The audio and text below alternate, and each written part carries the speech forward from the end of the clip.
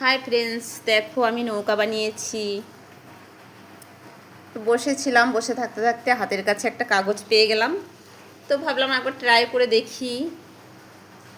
ছোটোবেলায় বানাতাম খুব, এখন পারি কি না দেখি একবার ট্রাই করে। না, দেখলাম হয়েছে। এগুলো আমরা বেশি করতাম স্কুলে গিয়ে, স্যার যখন ক্লাসে থাকতো না তখন টাইম পাস করতাম বসে বসে এগুলো বানিয়ে। আশা করি সবাই বানিয়েছো আর সবাই বানাও, এই নৌকাটা সবাই বানাতে পারো।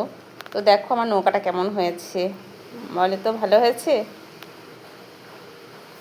কমেন্ট করবে। আর চলো এবার নৌকাটা আমি নদীতে ভাসাবো। কোন নদীতে ভাসাবো বলো? আমাদের বাড়ির কাছে তো আছে একটা দামোদর নদী, তো চলো দামোদর নদীতেই যাওয়া যাক। দামোদর নদীতেই যাই ভাসাতে। তো দেখো আমি বাড়িতেই নদী বানিয়ে ফেললাম। ছোটোবেলায় এরকমই করতাম, বাড়িতে একটা গামলাতে জল টল নিতাম, নিয়ে নৌকা বানিয়ে সেই জলের মধ্যে ভাসাতাম। আবার মাঝে মধ্যে পুকুরেও ভাসাতাম, বৃষ্টি হলে বৃষ্টির জলেও ভাসিয়ে দিতাম। বেশ ভালো লাগতো। সেই ছোটোবেলাকার দিনগুলো কোথায় হারিয়ে গেল।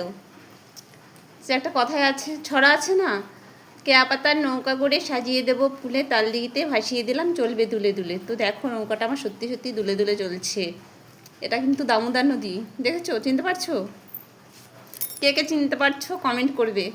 এটা কি দামোদর নদী না অন্য কিছু, না গামলা, না আমার বেসিন ঘরের?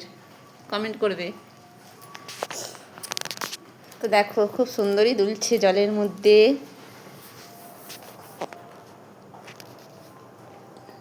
তো কেমন লাগলো আমার এই ছোট্ট ভিডিওটা?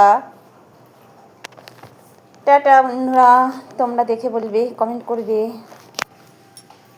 ছোটোবেলাকার স্মৃতি ভোলার না, কেউ ভুলতে পারে।